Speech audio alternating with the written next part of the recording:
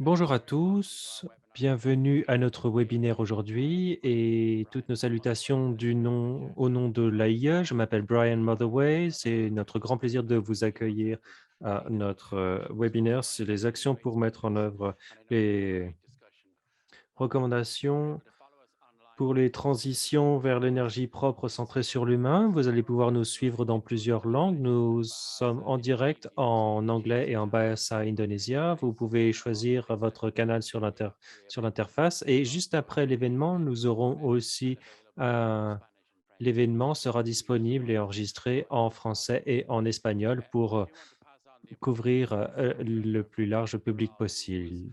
Nous vous transmettons les excuses de notre directeur exécutif Fatih Birol, qui a été appelé euh, à une autre réunion, mais nous avons notre ambassadrice de l'AIE, Madame Marie Wallace. Merci beaucoup. Bonjour à tous, merci d'être des nôtres aujourd'hui pour cette discussion très importante et j'aimerais souhaiter la bienvenue chaleureusement à tous ceux qui nous regardent dans le monde et qui nous écoutent en direct. Au nom de notre directeur exécutif, le Dr Fatih Birol, et de nous tous ici à l'AIE, j'aimerais commencer par remercier la ministre Van der Straten et le ministre Tasrif d'Indonésie de participer à notre discussion d'aujourd'hui. La ministre Van der Straten et le ministre Tasrif sont des membres estimés de la Commission mondiale sur les transitions énergétiques propres et centrées sur l'humain et nous souhaiterions vous remercier tous les deux pour votre contribution précieuse et fortement reconnue à la Commission et pour votre leadership sur cette question tout à fait importante. Nous sommes aussi ravis que ce webinaire marque le lancement officiel, comme vient de le dire Brian, des versions indonésiennes, françaises et espagnoles des recommandations de la Commission mondiale qui intègrent la voix des jeunes générations et des décideurs. C'est l'une des grandes recommandations de la Commission mondiale et l'AIE est ravi d'accueillir aujourd'hui tous les jeunes leaders du monde entier qui nous rejoignent pour parler de certaines des problématiques les plus importantes au centre de la transition énergétique propre. Le directeur exécutif de l'AIE, le Dr Fatih Birol, a organisé cette commission il y a seulement 10 mois pour voir comment nous pouvions nous assurer que les transitions énergétiques propres soient centrées sur l'humain, équitables et qu'elles offrent des bénéfices maximums à toutes les populations du monde. Cette commission rassemble des ministres de l'énergie et du climat, ainsi que des représentants des syndicats, de la jeunesse et des entreprises. Le point de vue de l'AIE est que les gouvernements doivent en faire plus que des engagements à la neutralité carbone ou à des engagements, des buts en matière d'énergie propre. Ils doivent agir aujourd'hui et pour l'avenir par le biais de stratégies nationales permettant de faire en sorte que leur transition énergétique soit centrée sur l'humain et juste. C'est vraiment aussi important que les objectifs eux-mêmes.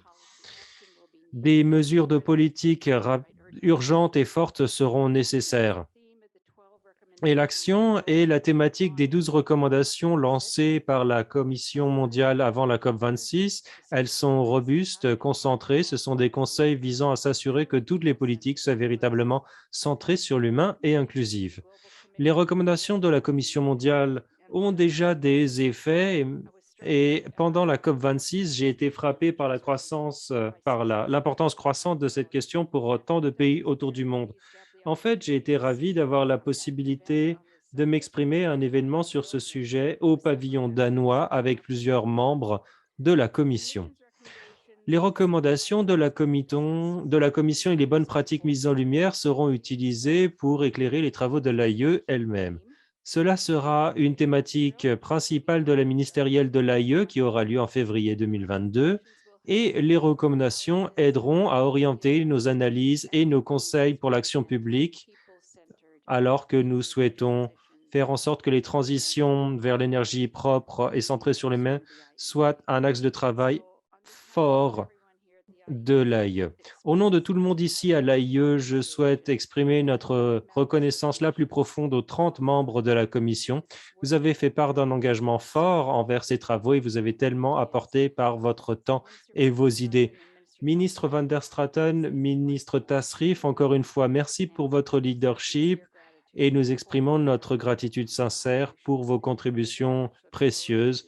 Nous avons hâte de poursuivre le dialogue avec vous tous sur ces questions très importantes. Merci beaucoup. Merci beaucoup, Madame la directrice exécutive adjointe, Madame l'ambassadrice. Mary va rester avec nous parce que nous aurons des questions de certains des intervenants dans quelques instants après avoir entendu les intervenants ministériels. Et comme l'a dit Mary, nous sommes réunis dans le cadre de la Commission mondiale sur les transitions énergétiques propres et centrées sur l'humain. Et nous avons des membres ministériels de cette commission qui travaillent avec nous depuis 9 ou 10 mois pour étudier ces questions plus en détail, y compris des discussions fructueuses à la COP il y a quelques semaines. J'en viens tout d'abord à la ministre de l'Énergie de Belgique, Madame Tine van der Straten. Merci encore pour votre participation avec nous ces derniers mois et bien sûr, merci pour votre participation aujourd'hui. Vous avez la parole. Merci.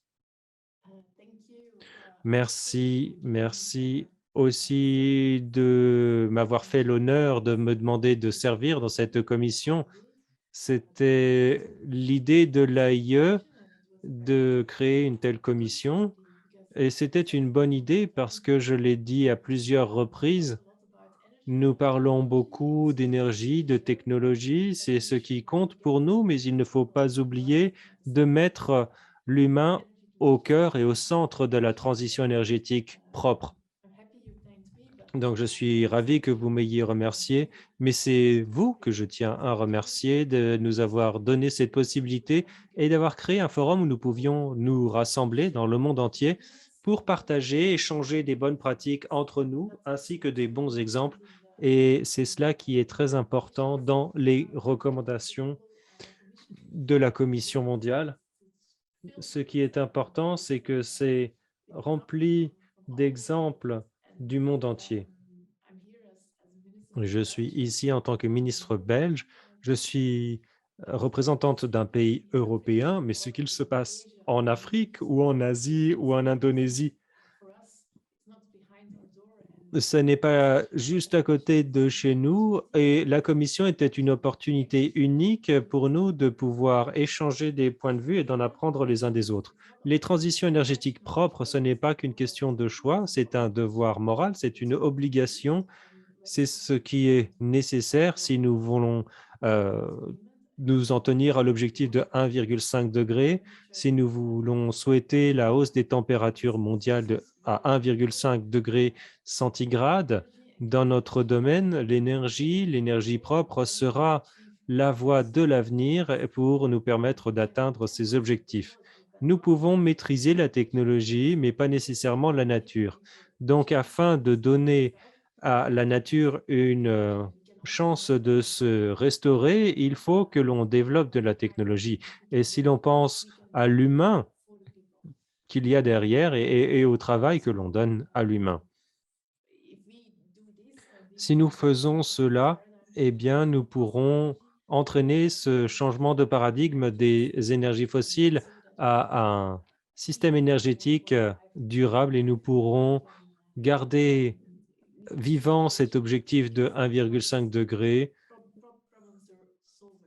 et nous pourrons avoir été les plus grands résolveurs de problèmes, comme l'a dit David Attenborough à la COP26. Il n'y a pas de solution uniforme. L'objectif est le même pour tout le monde, mais les moyens d'y parvenir seront très différents pour tout le monde. Vu le défi que nous relevons, c'est une source d'inspiration de travailler avec les jeunes actifs pour le climat, qui sont des parties prenantes très importantes pour nous tous. Nous les avons rencontrés à la COP26 et je suis ravi de participer encore une fois aujourd'hui à une session dédiée, en tout cas à un échange avec nos jeunes délégués, parce que c'est une question intergénérationnelle que nous devons aussi relever tous ensemble. Merci. Merci, Madame la Ministre. Merci pour vos aimables paroles. Je souhaiterais mettre l'accent sur le fait que nous avons aimé travailler avec vous ces derniers mois et que nous espérons pouvoir continuer ces prochains mois et ces prochaines années sur cette question essentielle. Vous êtes une grande défenseuse de cette énergie propre. Nous avons hâte de pouvoir continuer. Mesdames et messieurs, on a quelques petits problèmes de connexion, mais j'espère que nous pourrons entendre le ministre Arifin Tasrif. Je ne sais pas si vous nous entendez, si vous êtes connecté correctement, monsieur le ministre. Monsieur le ministre, merci. Le timing est parfait. Je souhaite insister sur le fait que, en notre nom collectif ici à l'AIE, au nom du Dr Birol, de la directrice exécutive adjointe et moi-même, nous sommes ravis que vous soyez là et que vous ayez participé ces 9 derniers mois à la Commission mondiale sur les transitions énergétiques propres et centrées sur l'humain. Sous votre leadership, nous avons pu travailler avec vous. J'ai maintenant le plaisir de vous donner la parole.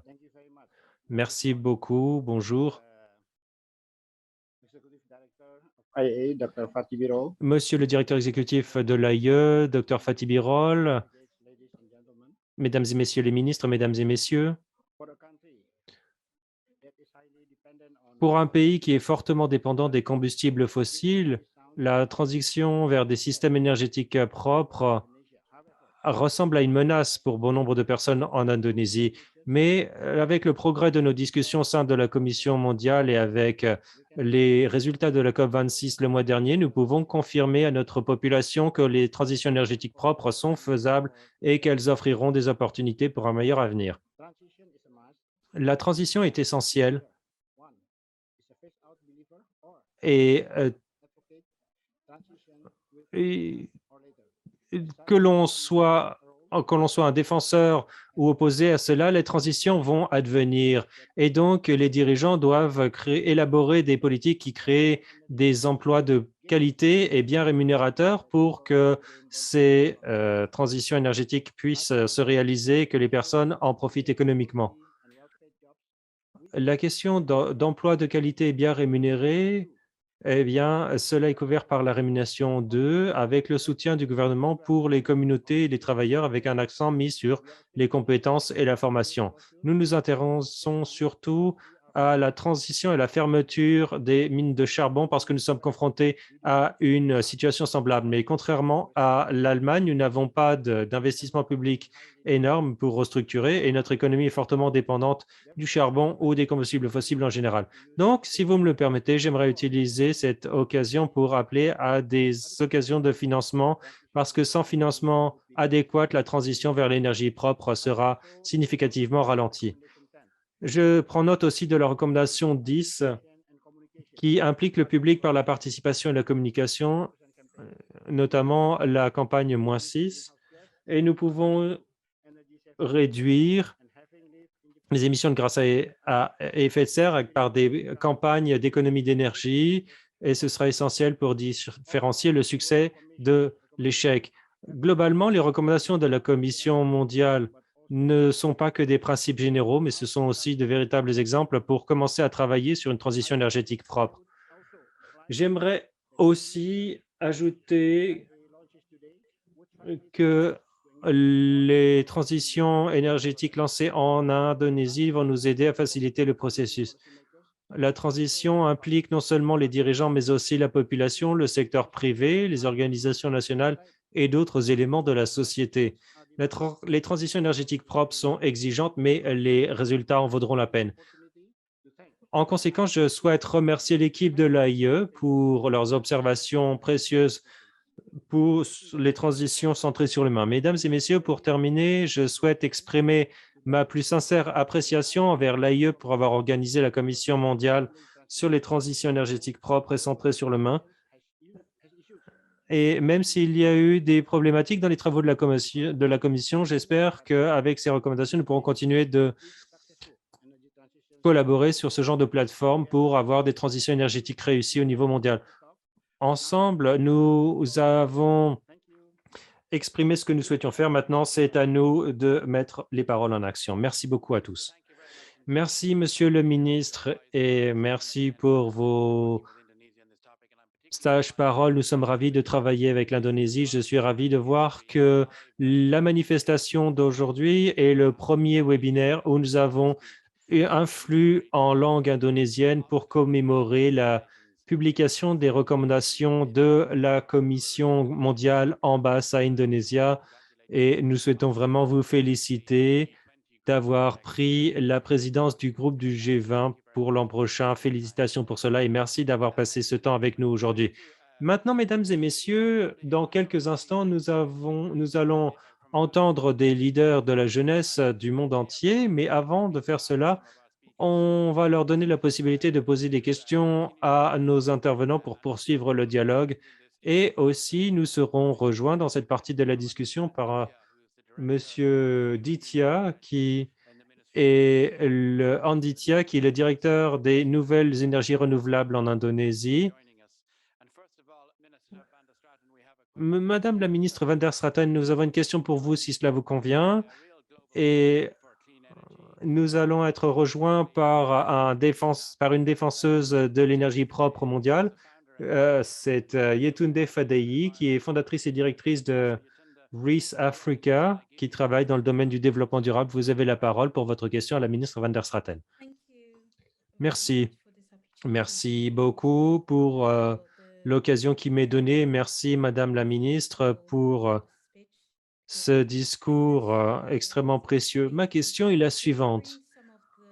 Pour mettre en pratique certaines des recommandations de la Commission mondiale sur les transitions énergétiques propres et centrées sur l'humain, comme la conception de transitions pour maximiser la création d'emplois décents, comment pensez-vous que l'entrepreneuriat et l'innovation impulsés par les jeunes permettront d'accélérer la transition et quels sont les mécanismes en place dans votre pays, la Belgique, pour aligner ce dialogue? Je vous remercie. Madame la ministre Van der Straten, c'est une question pour vous. Merci, Yetunde. Merci pour votre question, Yetunde. Il y a différents niveaux dans votre question concernant les jeunes en général et aussi les jeunes dans notre pays plus spécifiquement. Je vais commencer par la jeunesse en général. Lorsque j'étais à Glasgow pour la COP26, j'ai eu une réunion qui m'a beaucoup inspiré avec les jeunes pour le climat. C'était une délégation de jeunes du monde entier et cela m'a beaucoup inspiré parce que, bon, je ne vais pas dire que je suis vieille, je ne vais pas aller aussi loin, mais il y a une différence de génération qui est évidente. Et donc, ce sont des jeunes qui sont à peine diplômés. Et moi, pour moi, c'était il y a 20 ans. Donc, il y a quand même une différence de génération. Et pour moi, c'est très important de continuer d'avoir ce genre de réunion. Ils m'ont dit qu'eux-mêmes étaient fortement inspirés par Antonio Gutiérrez et Christiana Figueira, qui étaient aussi dans la commission, pour parler du fait que nous, en tant que responsables politiques et dirigeants, nous ne devrions pas simplement parler sur un ton optimiste, on peut le faire, c'est toujours une possibilité, mais il faut continuer de dire que c'est indispensable d'agir pour que la planète puisse survivre. Et cela partout, y compris dans mon propre pays, nous avons eu des inondations, nous avons vu les conséquences du changement climatique, mais il y a des parties du monde qui vont être entièrement englouties du fait du changement climatique. Et donc, ça, c'est quelque chose qu'il faut garder présent à l'esprit. Donc, les jeunes, notamment sur ce sujet, font en sorte que les dirigeants restent ancrés dans la réalité et qu'ils les confrontent toujours à la réalité. Donc ça, c'est d'un côté. Et puis, pour moi, c'est important de voir que le changement climatique est notre plus grand problème, donc on ne peut pas le résoudre dans l'action politique traditionnelle avec un problème qui a une seule solution. C'est un panier, un ensemble de problèmes qu'il faut traiter différentes problématiques en même temps. Et donc, les différentes parties prenantes sont tout aussi importantes que le problème du climat. Par exemple, en Belgique, il y a eu un énorme débat sur les jeunes pour l'avenir. Est-ce qu'il ne faudrait pas que les jeunes aillent à l'école? Bien sûr qu'il faut qu'ils aillent à l'école, mais si la Terre doit disparaître, pourquoi aller à l'école? Donc, c'était un point de vue plus modéré. J'avais un point de vue plus modéré que certains de mes collègues.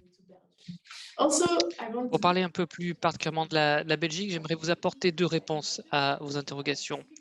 En Belgique, on a des problèmes assez spécifiques pour ce qui relève de l'éducation, notamment pour l'égalité des genres, et on s'est fixé un certain nombre d'objectifs pour que les filles puissent davantage être présentées dans les filières scientifiques.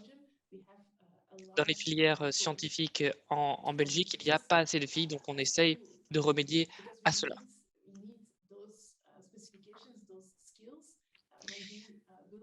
Parce qu'il nous faut avoir ces compétences-là lorsque il s'agit de lutter contre le changement climatique et d'opérer la transition énergétique.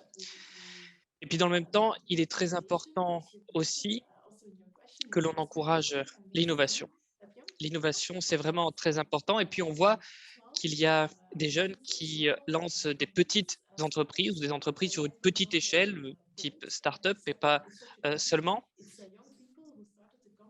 Et il y a cette entreprise Bolt, par exemple, qui vend de l'énergie aux ménages et cette énergie-là, elle est produite et consommée à l'échelon local. Lorsqu'ils viennent me voir,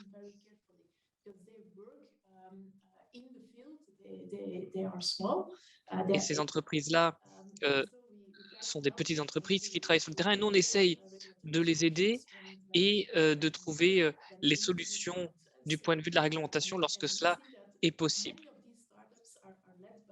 Et on voit qu'il y a beaucoup de ces startups qui sont donc fondées par de jeunes personnes. Et puis dans le même temps, moi, je continue à pousser avec mes équipes pour qu'on aille chercher ces jeunes-là. Et les opérateurs aussi des réseaux organisent des hackathons pour essayer de trouver des solutions plus efficaces. Ce hackathon, il a rassemblé plusieurs groupes, notamment des gens de Molgeek. Molgeek, c'est une organisation composée de jeunes qui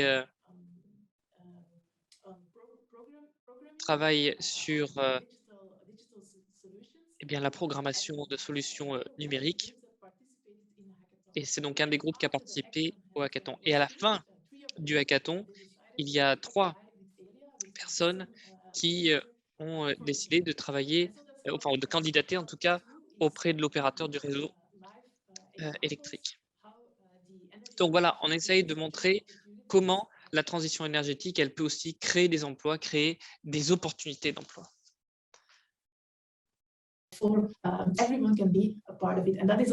Et c'est important de montrer que tout le monde a son rôle à jouer, chacun a sa place dans cette transition énergétique. Donc voilà, moi je suis très optimiste et je suis certaine qu'on peut opérer cette transition énergétique-là, mais à la seule condition d'embarquer avec nous les jeunes. Merci beaucoup. Merci beaucoup, Madame la Ministre, et merci d'avoir fini sur une note positive. Et merci aussi pour cette question.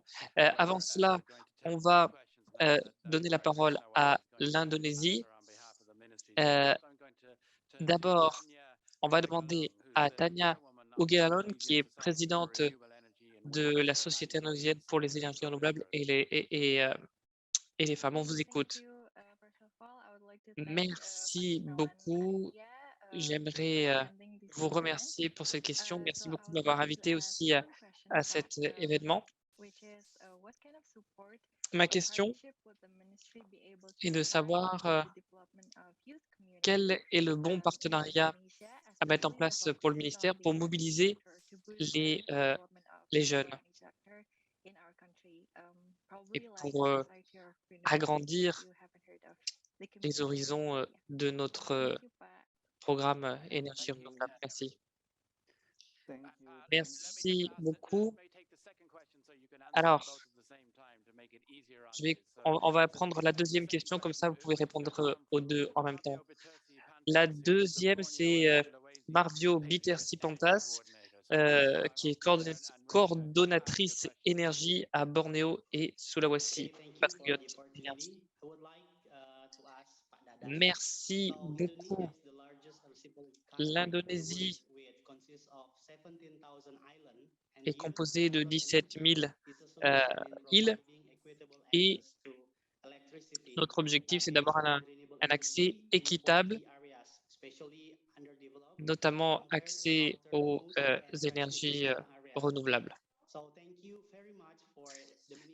Donc, merci beaucoup au ministère de l'Énergie de nous donner la possibilité de nous exprimer aujourd'hui. The world continues to encourage clean energy transition activities. On entend beaucoup parler d'activités et de transition énergie propre.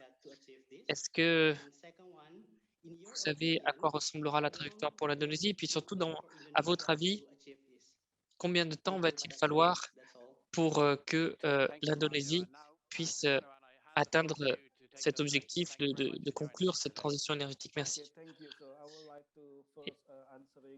Merci beaucoup. Écoutez, je vais commencer par répondre à la question posée par Nathania. Alors, l'Indonésie, évidemment, a ses propres difficultés lorsqu'il s'agit de l'accès pour chacune de ces personnes, chacune de ces îles, notamment pour les personnes qui habitent dans des zones très reculées. Nous avons des ressources de quelques 3000 gigawatts qui permettent de fournir de l'électricité même aux personnes dans les zones les plus reculées. Il faut que le gouvernement central, les gouvernements locaux, les ONG, les bailleurs, que chacun participe à l'atteinte de ces objectifs. Et notre projet, il repose en grande partie sur les jeunes, notamment pour ce qui est de l'élaboration d'un projet pour qu'il y ait une plus grande part d'énergie renouvelable dans notre bouquet énergétique. Pour encourager les jeunes à nous rejoindre dans le développement des énergies renouvelables, nous avons un programme qui s'appelle Patriot Energy. Donc, c'est un programme auquel la jeune génération peut participer. Donc, des jeunes qui sont formés, qui sont motivés, qui parfois dirigent leur propre PME et qui donc s'intéressent à toutes les questions d'énergie. Et le rôle de ce programme Patriot Energy, c'est de booster notre potentiel en matière d'énergie renouvelable.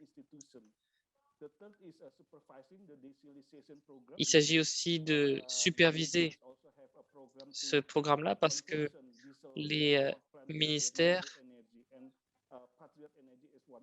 veulent un suivi de ce type de programme. Et puis, il s'agit aussi d'essayer d'identifier les problèmes auxquels on est confronté en matière d'énergie renouvelable. À l'heure actuelle, il y a 89 participants à ce programme et en plus de cela, on a un programme sur l'énergie solaire, GREA, qui a commencé en 2021.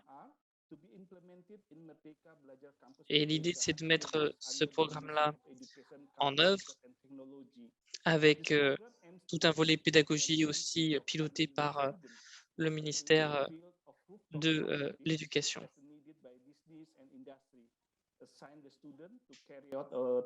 Donc, ce sont des étudiants qui mènent des projets avec leurs équipes et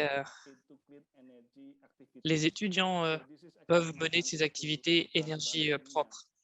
Donc voilà ma réponse à la question de Nathania. Maintenant, pour ce qui est de Marvio et de son observation, qu'est-ce qui va nous permettre de mener à bien cette transition? D'abord, les synergies entre les différentes parties, notamment l'État, les ONG, les médias. Chaque acteur a un rôle à jouer dans la transition énergétique. Le rôle des jeunes est extrêmement important puisque c'est la prochaine génération qui va continuer à porter cette transition-là. Étant donné que Patriot Energy a un rôle très important, nous avons de grandes attentes vis-à-vis de ce programme.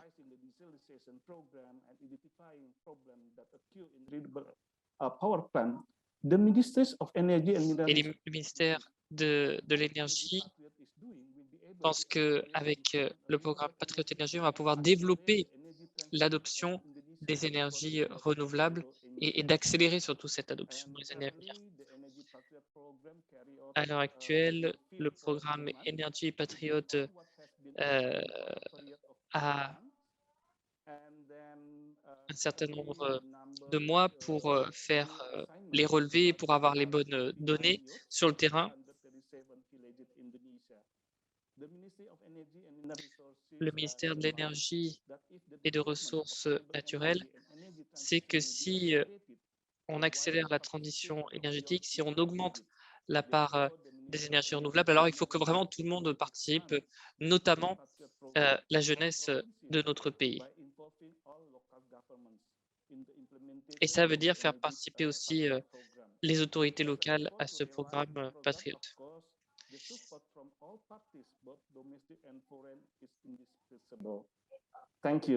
Merci beaucoup. Merci beaucoup à vous, merci beaucoup à Marvio et Natania pour ces questions. C'est formidable de vous avoir, notamment en ce jour où on diffuse en direct en Indonésie. On va demander au directeur délégué de répondre à la question. On va demander à Sadiqa Areal, co-fondatrice de l'initiative de développement rural. Donc, Sadiqa, merci beaucoup de nous avoir rejoints pour une question pour Marie. Merci beaucoup, je suis ravi de faire partie de ce programme. Ma question est de savoir qu'est-ce que les organisations internationales peuvent faire pour améliorer la participation des jeunes dans les pays.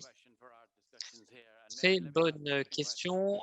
Mary, maintenant, deuxième question pour vous, cette fois-ci de la part de Axel Sutton, développeur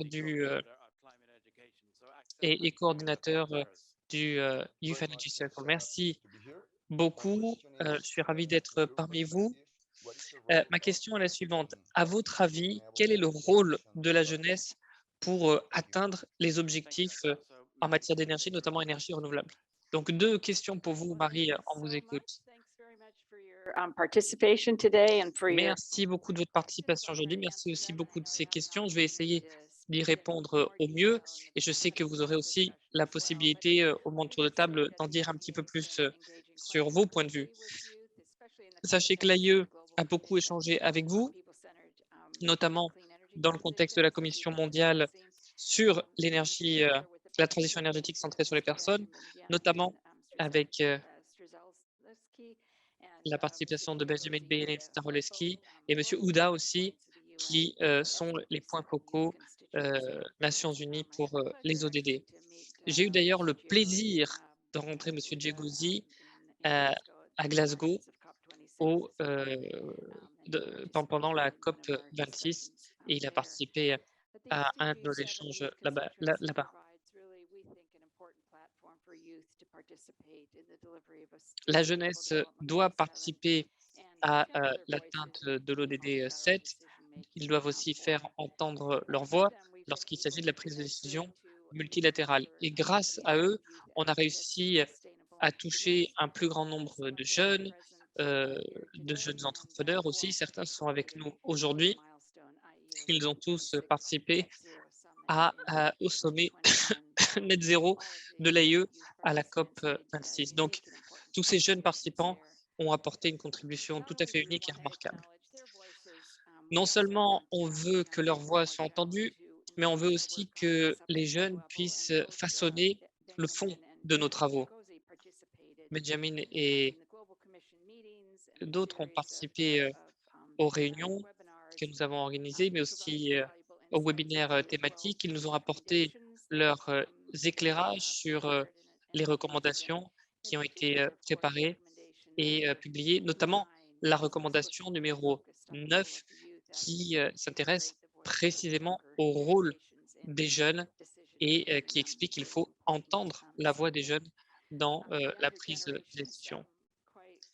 Les générations plus jeunes vont hériter des conséquences euh, de cette transition énergie et propre et puis aussi hériter les conséquences de toutes les décisions qui vont être prises aujourd'hui. Donc c'est tout à fait normal qu'ils soient représentés et qu'ils soient écoutés et entendus dans cette discussion. Et nous, on est impatients de continuer à entretenir ce dialogue, cette collaboration dans les années à venir.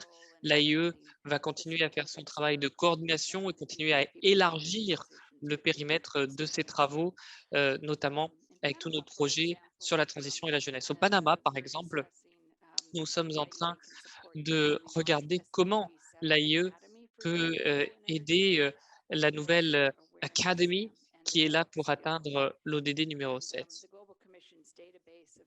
La base de données de la Commission mondiale avec de très nombreuses études de cas recense aussi diverses initiatives auxquelles nous nous intéressons de très près.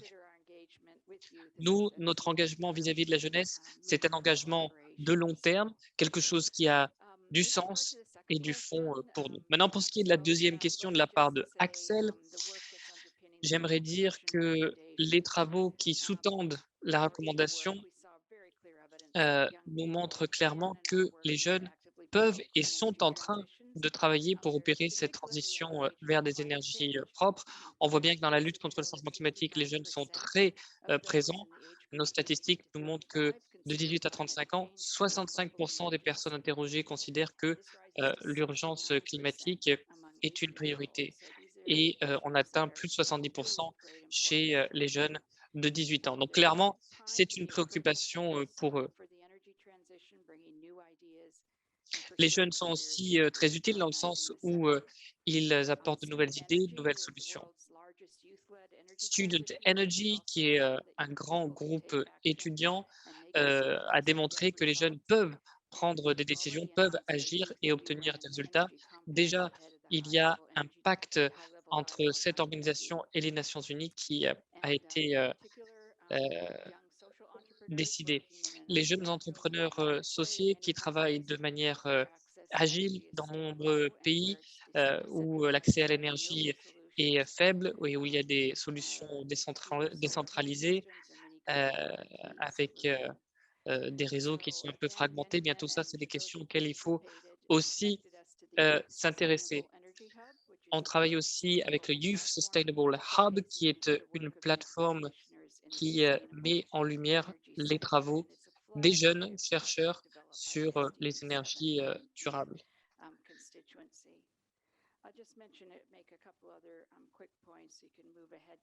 Et enfin, quelques mots rapides avant la discussion. Mais sachez qu'il y a à peu près 3 milliards de jeunes dont une grande partie habitent dans des zones où la demande en énergie est très forte.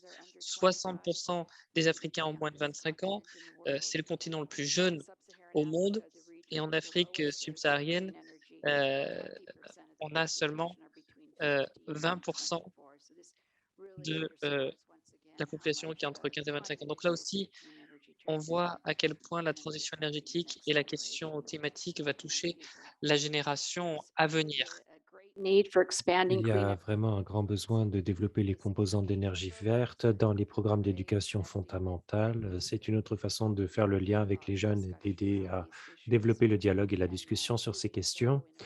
Et ce faisant, dans les pays émergents et en développement, c'est tout à fait important. Et puis, un dernier exemple, le Nigeria qui a fait de grands progrès pour installer des solutions solaires non raccordées dans les écoles. Et puis, le programme burkinabé pour installer des lampes solaires dans les écoles et les bibliothèques. Il y a beaucoup d'initiatives de ce genre qui sont tout à fait importantes et qui mettent en lumière l'importance d'un leadership fort et clair qui est déjà adopté par les jeunes et qu'ils continueront d'adopter dans les années à venir. Je vous remercie.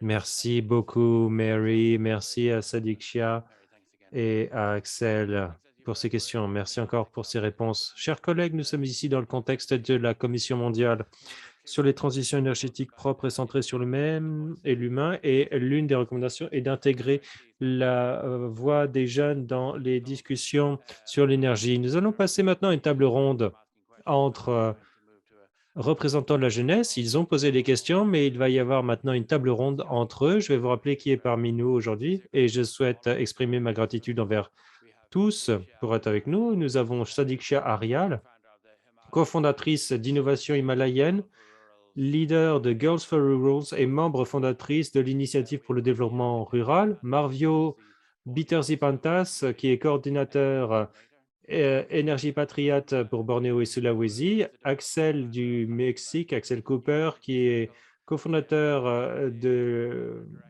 New Energy Circle. Yetunde Fadei, fondatrice et directrice de Reese Africa, et Tania Arliza Netanyahu Tagalung, présidente de la Société de l'énergie renouvelable pour l'Indonésie. Merci à tous d'être avec nous. Je souhaite lancer la discussion avec vous tous, mais je vous encourage aussi à poser des questions, à soulever des problématiques à mesure que nous ouvrons le débat. Je vais commencer par Yetunde. Ça m'a intéressé la question que vous avez posée à la ministre Van der Straten concernant l'entrepreneuriat. C'est quelque chose auquel vous participez vous-même. Parlez-nous de votre travail pour promouvoir l'entrepreneuriat en utilisant cet outil pour développer des solutions climatiques et notamment, que pensez-vous que dans d'autres parties du monde pourraient apprendre de votre expérience? Merci beaucoup pour la question. Je suis une entrepreneuse sociale au Nigeria. Je travaille dans une société à but non lucratif et j'ai créé une start-up. Mais je vais d'abord parler de mon travail à but non lucratif. Cette association, Reese Africa, est une organisation qui donne aux bénévoles la possibilité de fournir l'accès à l'électricité renouvelable aux communautés rurales et marginalisées au Nigeria pour la première fois. Et nous faisons cela d'une manière centrée sur l'humain parce que nous mettons l'humain au centre de ce que nous faisons.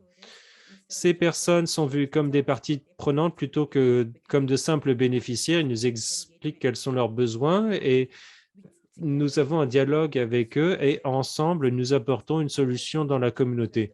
Et cela transfère la propriété et la responsabilité à eux. Et on voit que les jeunes dans la communauté viennent nous aider à installer les panneaux solaires, nous aider à installer les inverseurs, les relier aux batteries, et ils acquièrent des compétences et c'est un grand pied à l'étrier, surtout dans les communautés rurales, qui leur permet d'explorer d'autres carrières au-delà de la chasse ou de l'agriculture. C'est cela que nous faisons dans ces collectivités. Ce que nous faisons avec Reese Africa est tiré par les jeunes. Les jeunes vont dans ces communautés au milieu de nulle part pour installer ces solutions solaires pour ces personnes. Concernant le Vector, qui est la startup Vector Energy, on y cible les utilisateurs de combustibles fossiles décentralisés dans les zones urbaines pour les faire passer à des solutions propres, aussi pour des stations de potabilisation de l'eau propre. On sait qu'il y a un rôle à jouer dans la transition énergétique propre dans des villes comme Lagos. On donne incitation à ces gens pour gagner un revenu et on peut capitaliser sur l'entrepreneuriat social pour apporter des solutions au niveau de la communauté. L'une des problématiques auxquelles on est confronté avec la transition énergétique propre, c'est l'approche descendante. Si on passe à une approche ascendante, où l'on prend les approches des parties prenantes et qu'on compare cela aux sociétés marginalisées, qui n'ont pas nécessairement les moyens de payer ces micro-réseaux solaires, mais qu'on leur donne les moyens d'avoir accès un petit peu à l'électricité en ne les mettant pas dans une boîte, dans leur fournissant du solaire, on leur donne la possibilité de changer d'échelle dans leur solution, eh bien, ça permet de remplir des objectifs localisés vers la neutralité carbone. Avec ces initiatives tirées par la jeunesse, eh bien, on peut aussi s'assurer que les jeunes donnent un sens supplémentaire à leur vie parce que quand on va dans ces communautés pour effectuer ces travaux, on a une impression d'autre chose que simplement aller travailler à un travail de bureau. Certains ont un travail de bureau, mais quand ils font ce travail, eh bien, c'est quelque chose dont ils se réjouissent pour pouvoir accomplir les objectifs qui ont été fixés. Merci Yetunde, c'est vraiment impressionnant ce que vous avez réalisé. Vous avez bien réussi dans un certain nombre de projets que vous avez lancés avec les gens de personnes que vous touchez. Vous améliorez. Il y a beaucoup de valeurs dans un modèle fondé sur la jeunesse. Mais au début, quels étaient les freins à ces modèles centrés sur la jeunesse? Est-ce que ça a été difficile pour vous de commencer ou est-ce que ça a été plutôt facile? Non, rien n'est jamais facile. Il faut beaucoup travailler et c'est cela la qualité des jeunes Nigérians moyens. Voit que les choses ne fonctionnent pas et comme on est responsable, on veut que cela fonctionne. Mais c'est cela que veulent faire la plupart des jeunes Africains. On veut que les choses fonctionnent. Ça se voit dans le travail que l'on fait ou dans nos postes. On se met, on se plie vraiment en quatre. Alors, pour notre modèle, ça n'est jamais facile parce que les jeunes veulent gagner leur vie et bien souvent, c'est difficile parce qu'il faut utiliser des moyens autres que pécuniaires avec de la bonne volonté. Il faut capitaliser sur les réglementations pour avoir des effets. Mais là où les gouvernements peuvent nous faciliter la vie, en plus des autres contraintes, c'est de nous donner des possibilités de permettre à nos solutions communautaires de fonctionner. Les entrepreneurs ont besoin de financement. C'est intéressant de voir ce que fait UK Innovate. Propulser les jeunes pour qu'ils se lancent dans l'innovation, qui puisse traduire par plus de développement durable, leur fournir des fonds d'amorçage ou bien des dons pour pouvoir lancer leur activité. Et c'est comme ça que cette innovation de la jeunesse pourra se développer. Et aussi les réglementations, on sait que les réglementations existent depuis pas mal de temps et on peut les ajuster ou bien les modifier pour qu'elles permettent à l'entrepreneuriat social des jeunes d'avoir un effet en cascade. Ça serait vraiment super. La politique, l'action publique joue un rôle essentiel pour l'innovation des jeunes pour qu'elle fasse un pivot vers une échelle plus grande. Et il faut aussi fournir des incitations financières. C'est une autre priorité. Merci. Merci Yetunde, merci beaucoup. J'en passe maintenant à Tania Otagalung.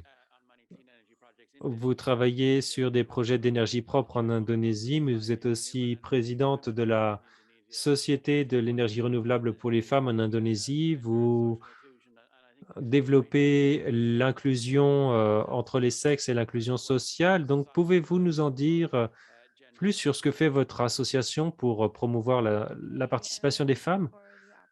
Merci de cette occasion de m'exprimer. Nous savons tous que en Indonésie, l'écart entre les sexes reste un problème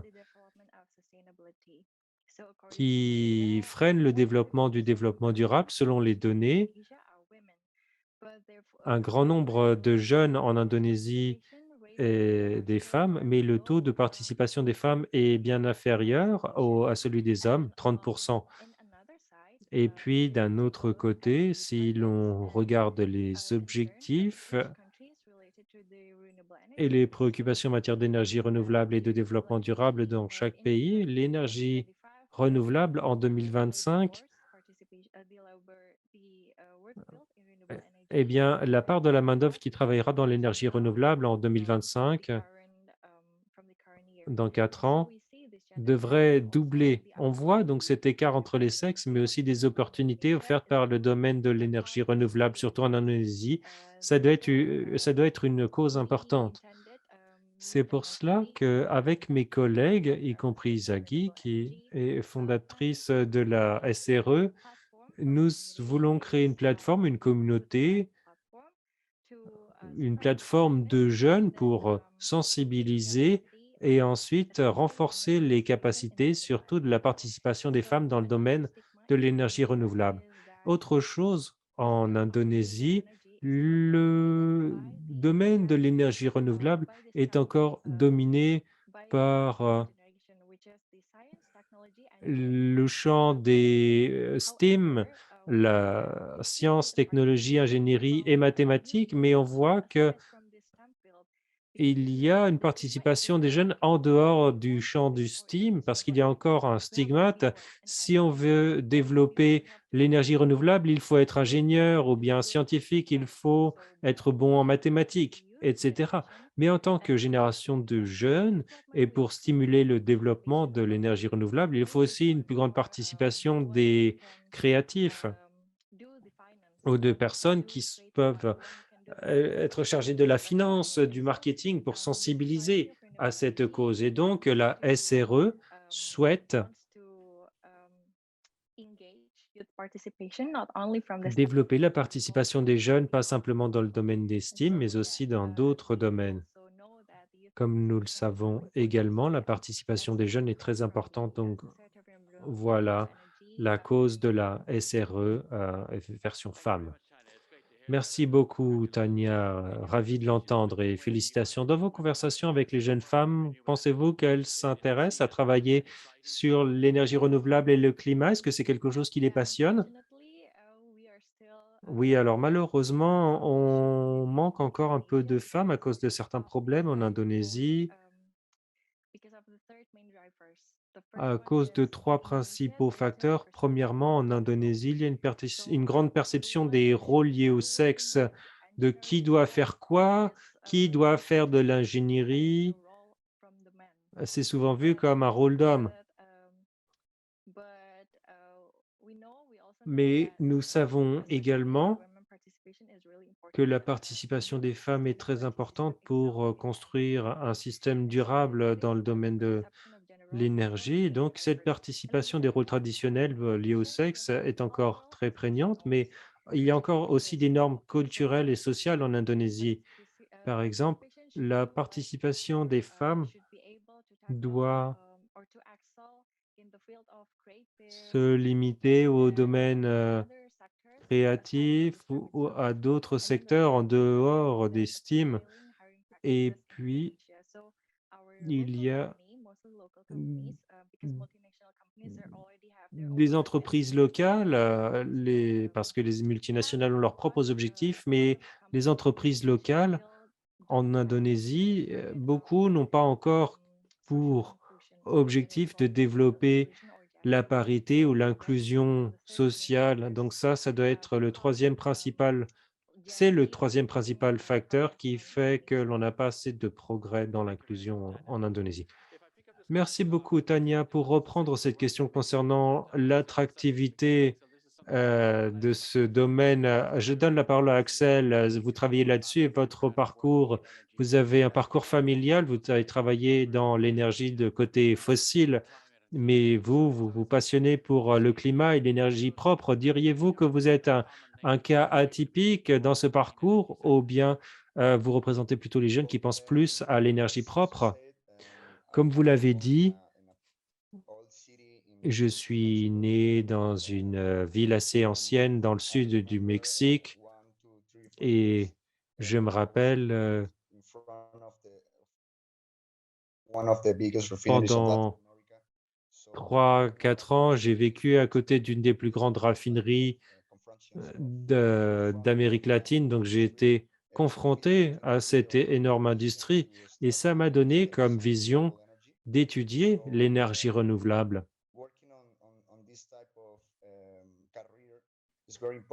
C'est très important de travailler à ce genre de carrière parce que ici, au Mexique, nous avons énormément de potentiel lié aux ENR.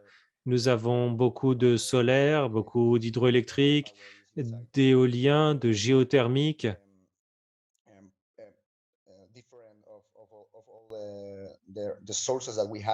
avec différentes sources d'énergie présentes dans le pays. Nous avons donc décidé d'appliquer différents outils pour que les étudiants et les jeunes puissent participer à une plateforme numérique pour qu'ils puissent recevoir des informations sur les différentes sources d'énergie propre. On s'y concentre sur l'Amérique latine, mais les informations sont disponibles aussi en anglais et en portugais. Et donc, tous les jeunes peuvent s'informer sur cette plateforme et trouver des outils leur permettant d'interpréter différents types d'énergie renouvelable. On a par exemple une application qui permet d'essayer de comprendre quelles sont les différentes actions que l'on peut développer avec la géothermie ou bien comment l'on peut développer un logement durable. On met aussi l'accent sur différentes alternatives pour l'adaptation ou l'atténuation. Donc, il est très important de regarder autour de soi et de faire ce qu'il faut avec les opportunités qui vous sont fournies. Dans notre cas, nous avons la possibilité de recevoir des soutiens financiers de différentes organisations en Amérique latine. Il y a différentes possibilités de diffuser ces questions. Merci. Si je peux vous poser la question, vous vous concentrez beaucoup sur les compétences dans notre discussion avec les gouvernements. Ils veulent créer de l'emploi dans l'énergie propre, mais ils veulent aussi comprendre les besoins en compétences pour que les personnes puissent occuper ces emplois créés par les politiques d'énergie propre. Selon votre expérience, pensez-vous que les jeunes ont les compétences nécessaires pour travailler dans les ENR ou est-ce que les gouvernements doivent faire plus pour permettre aux jeunes de travailler dans ce secteur? On peut toujours en faire plus. Au Mexique, on a assez bien fait les choses. On a plusieurs universités qui préparent les jeunes à ces carrières. Les plus grandes opportunités du Mexique ont ces possibilités de programmes, mais il existe aussi d'autres possibilités de carrière. On peut se concentrer sur d'autres problèmes. Et si l'on souhaite vraiment sauver la planète et lutter contre le changement climatique, l'une des plus grandes possibilités, c'est la transition énergétique. On peut en faire plus dans ce domaine et on a la technologie nécessaire et puis on a les différentes politiques pour ce faire. Mais dans le cas de l'éducation, si les jeunes peuvent se préparer, si cette génération peut développer cette vision, peut-être que dans 5 ou 10 ans, il y aura plus de personnes au Mexique qui pourront vraiment comprendre ce qu'il se passe dans cette transition. Et ils pourront se préparer à ce qui est nécessaire, à ce qu'il est nécessaire de faire pour réaliser la transition et faire partie de la solution. Ce n'est pas qu'une question d'État ou d'industrie. La population et surtout les jeunes doivent prêter attention à cela. Et puis, c'est aussi une grande possibilité de créer de l'emploi. Mais pour conclure, on a beaucoup d'outils déjà disponibles, mais il faut s'ouvrir à d'autres expériences. Les jeunes ont des idées et on sait appliquer nos connaissances aux réalités du terrain. On sait le faire parce qu'on a une expérience réelle. Et donc, l'expérience est éminemment importante dans ce domaine. Merci beaucoup, Axel. Beaucoup de remarques intéressantes ici. Maintenant, je donne la parole à Sadiksha Arial, content de vous revoir. Et pour rebondir sur ce que disait Axel, parce qu'il se concentrait sur le fait de donner aux gens les compétences dont ils ont besoin pour travailler dans l'énergie renouvelable, c'est quelque chose sur lequel vous vous concentrez aussi, mais vous vous concentrez sur la formation des jeunes filles et des femmes dans les zones rurales pour les aider à profiter de l'énergie renouvelable et de l'énergie propre. Vous pouvez nous expliquer votre approche? Alors, ce que nous faisons, c'est qu'on permet aux jeunes femmes de nous rejoindre pour renforcer leurs compétences et on se coordonne aussi avec les autorités locales et puis différents think tanks qui nous permettent de bâtir nos projets.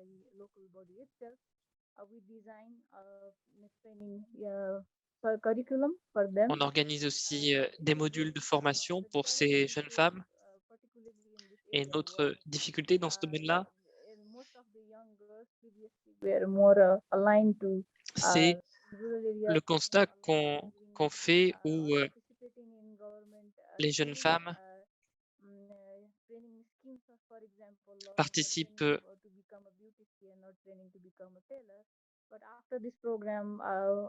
d'une manière plus générale, on va dire, à des formations pour travailler dans des instituts de beauté, enfin ailleurs, mais quand elles rejoignent nos formations, elles ne les quittent pas et elles se mettent vraiment au service de la productivité verte, ce qui est une bonne chose. Et évidemment, elles en tirent un salaire qui aide leur ménage. Quels sont les outils que vous utilisez pour attirer ces jeunes à ces domaines-là? Si quelque chose les intéresse, comment est-ce que vous arrivez à les attirer vers votre secteur? Alors ça, je l'ai constaté quand on s'est rendu pour la première fois dans les villages. On leur a parlé de la possibilité d'adopter les technologies vertes et des avantages qui pouvaient en découler. Et je leur ai montré aussi ce que le secteur énergétique pouvait leur apporter comme opportunité, comme carrière. Et on explique aussi comment l'énergie est connectée au reste de la société et aux moyens de subsistance d'une société tout entière. Donc, on leur explique et on leur laisse comprendre par eux-mêmes, l'utilité de l'énergie pour toute la société.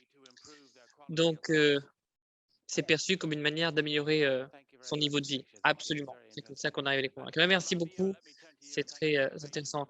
Marvio, merci de votre patience. Mais je crois que ce que Sadiskia vient de nous dire, c'est important pour vous aussi à Patriot Energy, puisque vous êtes coordinateur et vous travaillez avec différentes régions. Certaines sont assez reculées et vous voulez qu'elles participent aux énergies renouvelables. Donc peut-être que vous pouvez nous en dire un petit peu plus là-dessus. You're on mute, Marvio. I might just ask you to unmute Avec un yourself. micro, s'il vous plaît, Mario. Okay, thank you. Basically, we working with. Oui, merci. Alors nous, ce que l'on fait, c'est qu'on travaille avec la jeune génération d'Indonésie. Indonesia, there will be like training for 2 months. On organise une formation qui dure 2 mois. On équipe ces personnes d'informations, de matériaux, enfin selon où ils vont aller, parce que l'Indonésie, c'est 17 000 îles, donc il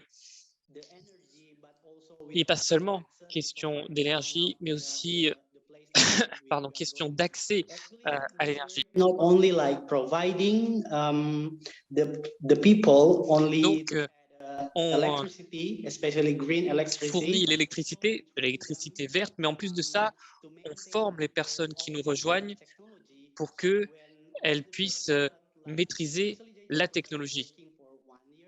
But after 1 year, we would like to Donc, make on intervient sur site pendant 1 an et à la fin de cette année-là, notre objectif, c'est que tout le monde sur place sache faire la maintenance, enfin sache faire fonctionner le système par la suite. Et ensuite, tout le monde comprend comment fonctionne la technologie, qu'elle est à leur service. Et là, chacun veut participer et donne son meilleur. Et on va continuer sur cette voie-là. Mais c'est formidable, Marvio, comme système. Et les personnes que vous formez et que vous envoyez dans ces îles reculées, qu'est-ce qui motive ces personnes-là à vous rejoindre? Est-ce que c'est pour le mettre sur leur CV? Est-ce que c'est parce que la question climatique les préoccupe? C'est quoi la principale motivation? Il y a beaucoup de jeunes en Indonésie qui s'intéressent à ces questions-là. Et c'est vrai que tout le monde veut contribuer, tout le monde veut participer. Et c'est vrai qu'il y a beaucoup de, de motivation parmi les jeunes. In our lifetime to Et contribute for our country. c'est pour beaucoup de personnes le seul moment dans leur vie où ils peuvent participer à ce type de programme. Et on remercie aussi beaucoup évidemment le ministère de l'énergie. Il y a beaucoup de personnes qui nous rejoignent et qui viennent des villes. Donc, je suis toujours très heureux de voir que il y a des jeunes des villes qui viennent nous aider pour qu'on puisse à notre tour aider les jeunes qui sont dans des zones plus rurales et plus reculées. On voit qu'il y a un gros effort qui est fait pour travailler avec la communauté et les personnes qui nous rejoignent veulent voir aussi la joie sur le visage des uns et des autres avec lesquels ils travaillent. C'est maintenant la troisième génération de personnes qu'on forme et qui participent au programme. Et on espère que ce programme-là, il va continuer à exister dans les années à venir. Thank you, Marvio. And could I ask you another question, which is, Merci Marvio. Je vais vous poser une autre question. Est-ce que vous pensez que les villages et les zones urbaines sont confrontés aux mêmes difficultés? Lorsqu'il s'agit des énergies renouvelables et de leur adoption, c'est quoi la différence entre les zones rurales et les zones urbaines? In the rural situation, actually, we do really Eh bien, like dans un many contexte rural, problems. c'est vrai qu'il y a plusieurs difficultés. Par exemple, pour nous, c'est difficile à avoir accès à Internet pour pouvoir bien s'appeler les uns les autres. Donc ça, c'est évidemment compliqué pour les jeunes en Indonésie, en zone rurale. Lorsque moi, j'essaye de contacter mon équipe, il faut que eux consacrent 3 à 4 heures pour simplement avoir accès à Internet. Donc, c'est évidemment un peu compliqué. Pour ce qui est des zones urbaines, en Indonésie, on voit qu'il y a un gros écart avec les zones rurales, mais quand on regarde les zones rurales, on voit qu'il y a quand même des problèmes d'approvisionnement en énergie. Et d'ailleurs, en zone urbaine, les gens sont conscients de la chance qu'ils ont et c'est pour ça qu'ils participent d'ailleurs à nos programmes. Et on ne parle pas évidemment que d'accès à l'énergie, hein, c'est aussi l'accès à Internet, l'accès à l'éducation, etc. Donc, c'est pour ça que on n'offre pas seulement de l'énergie, on essaie de faire du mentorat auprès des communautés, de travailler avec elles. Et ensuite, on constate que les communautés peuvent bâtir leurs propres entreprises et pour que leur village, leur communauté puisse se développer économiquement. Et c'est tout l'objectif de thank you very much, Patriot Marvio. Energy. That's very interesting. And Sadiksha, if I could come back to you, because I think you face similar issues working Merci Marvio. quite remote rural areas. But I Sadixia, on think va revenir you vers do vous puisque focus les on zones rurales, vous les public connaissez très bien public aussi de solve the par vos problem. So opérations. could you tell us Et a pour bit about vous, how une this partie de use la of solution, technologies c'est help les people solve technologies problems numériques. of Est-ce que vous working pouvez in nous rural expliquer areas? un peu plus comment la technologie et le numérique peut aider les zones les plus reculées? Merci beaucoup pour cette question. Moi, ce que j'aimerais vous dire, c'est que ce que nous avons réussi à atteindre comme objectif, on l'a atteint grâce à notre réseau. On a bâti une plateforme où on a pu étudier l'efficacité des subventions au secteur de l'énergie. Ça aide les autorités à évaluer l'efficacité de leurs mesures.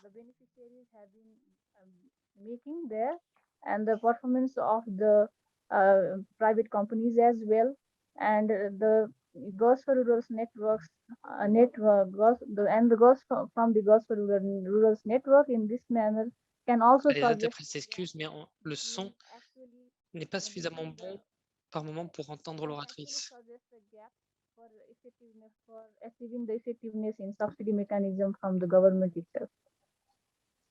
Thank you very much. Uh, Sadiq. Sorry, please. Merci beaucoup, Sadiq Shia. Pardon, vous vouliez rajouter quelque chose? Oui, juste un mot pour vous dire que pour le numérique, notre réseau emploie des jeunes femmes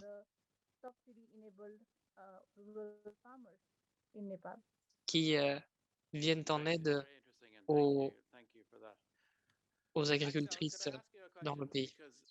Axel, une question pour vous, parce que l'ambassadeur Warlock, dans son propos d'introduction, nous a donné une statistique qui, moi, m'a frappé. Elle nous a dit que 70% de jeunes considéraient qu'on vivait une urgence climatique. Je sais que dans vos travaux, vous échangez beaucoup avec les jeunes dans votre région. Est-ce que vous êtes d'accord avec ce constat-là? Est-ce que vous constatez-vous la même chose sur le terrain? Oui, absolument. Il y a une urgence climatique au Honduras, en Argentine, on le voit, on le constate déjà. C'est vraiment le cas en Amérique latine et chaque pays ressent déjà les effets du changement climatique. Et nous, ce qu'on veut, c'est aider les gens à se préparer à cette transition énergétique. Comme j'ai déjà eu l'occasion de le dire, on doit et on peut faire plus. Et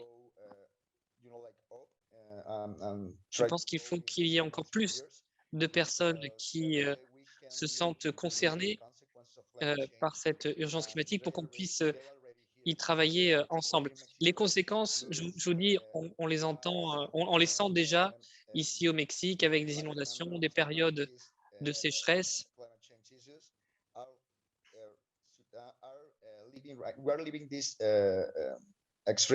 Donc voilà, on ressent déjà les effets extrêmes de ces catastrophes climatiques. Donc voilà, je pense qu'il faut qu'il y ait plus de consensus et plus de mobilisation autour de ces sujets-là. Merci Axel. Nathaniel, est-ce que je peux vous poser une question aussi? Parce que vous avez une carrière déjà connue et reconnue dans l'énergie propre. Est-ce que vous pensez que, en effet, il y a un nombre croissant de personnes qui s'intéressent au changement climatique, aux énergies propres? Est-ce que ça encourage un plus grand nombre de personnes à participer? Oui, oui, bien sûr, c'est ça ma réponse à la question, évidemment. Moi, je pense que dans le pays, les carrières ou les nouvelles possibilités d'emploi, on les trouve dans le secteur de l'énergie et notamment dans le secteur des énergies renouvelables. Alors, ces offres-là, elles ne sont pas suffisamment nombreuses. Moi, il y a beaucoup de personnes, de jeunes qui me font part de leurs préoccupations. La génération Z, par exemple, s'intéresse et est très préoccupée surtout par le changement climatique. Mais même s'il y a un peu plus d'emplois que par le passé, il n'y en a vraiment pas suffisamment. Alors tout à l'heure, on a entendu certains points de vue avec les commissions, les membres de la commission globale à la COP26. Et vous, Yetunde, vous avez écrit un article sur LinkedIn sur la COP26. Et dans vos commentaires, vous disiez par exemple The energy transition goals rely not just on our qu'il n'était pas technological seulement question de technologie, pas seulement question de prouesse technologie, mais important d'avoir une approche interdisciplinaire. Est-ce que vous pourriez nous en dire un peu plus, s'il vous plaît? The whole essence of having this webinar. Et oui, I c'est think d'ailleurs tout l'objectif de ce webinaire. Je pense que on se rend compte que la technologie à elle seule ne peut pas résoudre le problème de manière efficace. Il s'agit aussi des gens. Comment est-ce qu'ils adoptent, comment est-ce qu'ils s'adaptent à la technologie et comment les personnes, d'une manière générale, peuvent se servir de cette technologie pour modifier leur comportement. Si on veut arriver à net zéro d'ici 2030, il faut absolument qu'on tire parti de l'énergie de tout le monde pour y arriver. Et un exemple de ce qu'on fait à Vector Energy d'ailleurs, un projet sur lequel nous travaillons à l'heure actuelle. Alors au Nigeria, il y a un grand secteur de l'énergie solaire. Tout le monde veut avoir des panneaux solaires sur leur toit, mais tout le monde n'arrive pas à financer ce premier investissement-là. So we leverage that energy need to build Donc on portable regarde power le stations, besoin en énergie des uns et des autres et provide regarde si on some peut sort of avoir incentive une for centrale every solaire ou kilowatt-hour si on used. peut avoir So une you incitation use pour a chaque kilowatt-hour, kilowattheure you get utilisé. paid C'est-à-dire que si vous utilisez 1 kWh, on your vous mobile app. avez un And then that portefeuille monies numérique can be used dans for lequel l'argent est volunteering versé or et euh, contributed towards ça peut être donc charities utilisé plant par trees, une provide entreprise ou access par Wi-Fi une in association very rural caritative pour areas. planter So des arbres, etc. this behavior would essentially spur the Donc, uptake of more ça peut productive encourager solar l'adoption systems in the de areas. And panneaux solaires essentially dans leur transitioning quartier, dans leur away ville, from dirty petrol and diesel generators pour pouvoir to more s'éloigner de toutes les énergies fossiles et réellement CCM level. So embarquer dans cette leveraging transition énergétique the qu'on appelle behaviors of tous people de because nos voeux. people Donc love voilà, to c'est le comportement incentivize des uns et to des look autres at change et and tout le make monde changes differently. apprécie So les it encourages incitations people to à faire le transition bon choix. and then we Donc il faut also voilà, use technology inciter to les gens enable them. à We use aller vers les technology énergies propres is et what we want utiliser to les see technologies pour ce faire. Donc we voilà see le type d'approche que nous, being on mainstream when it souhaiterait comes to clean energy voir sur transition. une plus Even grande when we talk échelle. about ammonia, Même quand on parle d'ammoniac, there's a perception about il y a ammonia. cette How can we use perception que ammonia to on ne power peut pas utiliser gas turbines? How l'ammoniac can we pour use it to faire power tourner des wind turbines à turbines? How gaz can you replace ou comment est-ce qu'on waste peut with ammonia for remplacer les in the combustibles fossiles avec de maritime sector? l'ammoniac dans le secteur de la Talking about marine, par exemple. handling, you're talking about the Donc, il s'agit smell. vraiment des There's aspects this large techniques, de l'odeur et tout complexity ça, around it. So ça if we pose can beaucoup de leverage the questions. correct Mais si on perception arrive or help to à change people's faire en perception sorte que les gens towards this kind of aient un point de energy, vue you realize différent that the sur uptake l'ammoniac et towards ses usages, commercialization will alors be an easier one, la trajectoire right? vers la And also, commercialisation when you talk est bien about plus simple. Et small puis, scale nuclear, quand on people still parle have the de petits positive perception réacteurs that it is terrible. When you nucléaires, think beaucoup about de big personnes pensent que scale, c'est when you think terrible, about que c'est mauvais Fukushima, basically pour looking at it this l'environnement, way, que c'est la there's pire limited leverage solution for possible. perception, Mais which en fait, is il suffit de changer le point de vue des uns et centrally des human autres behavior et leur to expliquer choose que or to transition finalement, us c'est un towards bon outil clean de energy transition, future. même si c'est pas idéal à Thank l'instant you T. very much Voilà, for merci that. beaucoup. Colleagues, Merci thank you beaucoup, for all of your Yetunde. inputs. We have a few minutes left, and I want to use it to ask you Merci. all Il nous reste quelques the same minutes question to each of et you, j'aimerais vous which is to poser give la us même here question at à the toutes et IEA a tous. bit of advice. And J'aimerais we have que colleagues vous here nous in the donniez des room. conseils ici à My l'AIE. On a colleagues des are our collègues executive ici director, dans la Lady salle et Giselle, je ferai un point au Baptiste directeur Moyal. So I'd like exécutif to sur ask each of you le if you fond have de nos any échanges. advice or Donc ma wishes question est la to the suivante. Si IEA vous in terms of aviez how we can work to un integrate the voices conseil of young à people nous in donner the clean energy pour space as we work with qu'on governments entende around the world. mieux So la voix des this is jeunes, free qu'est-ce advice qui from all of us. conviendrait So maybe de faire de Yetunde, notre if you don't côté? mind, I will start with Et you. Yetunde, si ça vous dérange pas, on va commencer par vous. Okay. I reckon that Merci beaucoup. Mais youth écoutez, moi, are je the pense most que significant group in the world. les When jeunes you look at représentent le groupe le plus the world important au population, monde. youth Quand on make up regarde la 18%. population mondiale, on voit que In les places jeunes like in représentent children, you have 18%. Et nearly alors, si 50% on of the prend world's les population. enfants, So ben, we have c'est a quasiment growing 40% world de la population. population mondiale. In trying to integrate Alors, en youth essayant into d'intégrer our la jeunesse purview, right?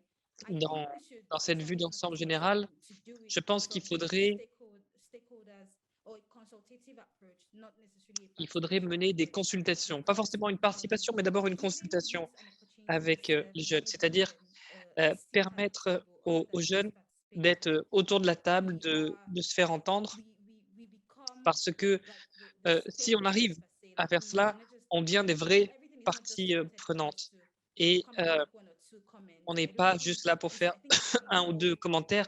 Non, il faut programmed, right?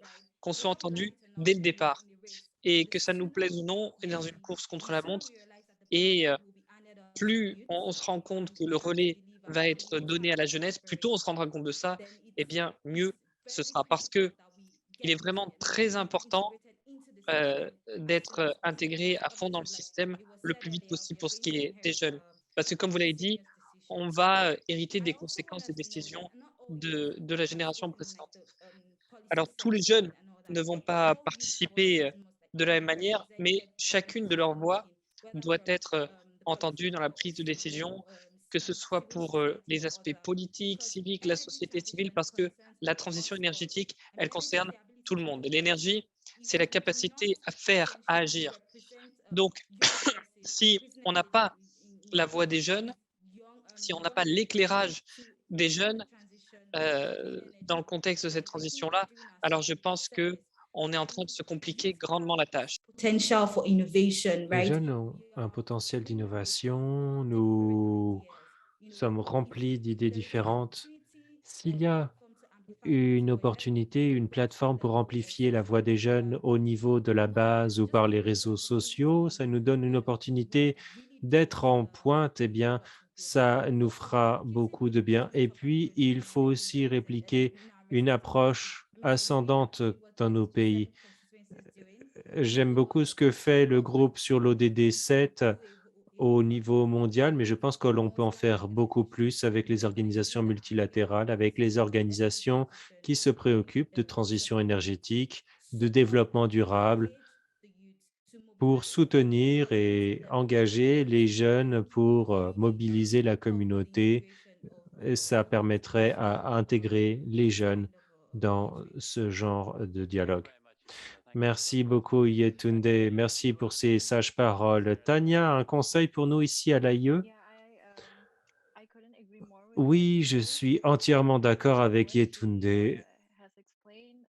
Tout ce qu'elle a expliqué s'aligne avec ce que je souhaitais dire. Je souhaitais simplement dire que les jeunes, les leaders de la prochaine génération, il faut que les jeunes aient la possibilité d'être, de représenter, d'amplifier les voix des jeunes auprès des organisations multilatérales telles que l'AIE,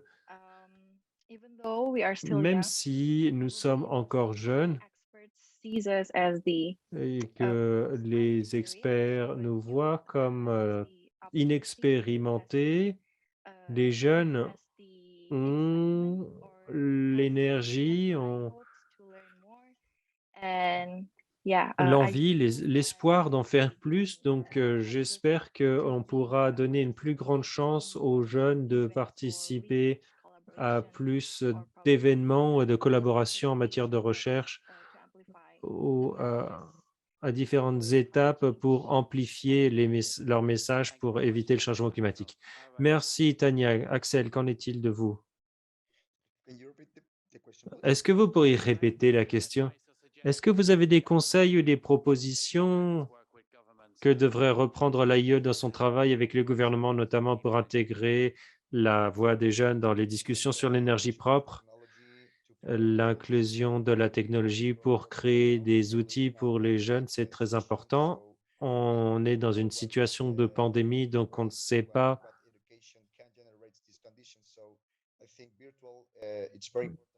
comment notre éducation pourra faire advenir cette transition. Le virtuel est très important et ça permettra de faire participer les jeunes voix. Merci.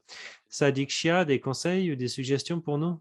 Yes, I Oui, would like to share that je souhaiterais dire, while I appreciate number of efforts that many organizations il y a de nombreux efforts qui sont entrepris par startup in des organisations pour intégrer les jeunes et leurs entreprises, mais je crois qu'il y a différentes organisations qui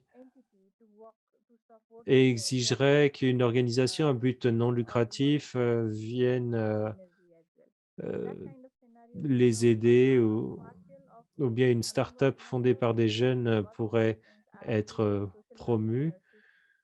Et donc, je crois que l'entrepreneuriat social des jeunes en accord avec l'ODD 7 pourrait jouer un rôle dans mon pays.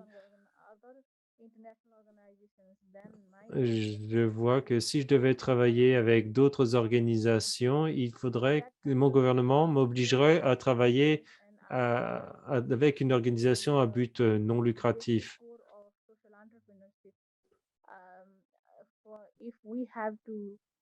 Il faut donc développer l'entrepreneuriat social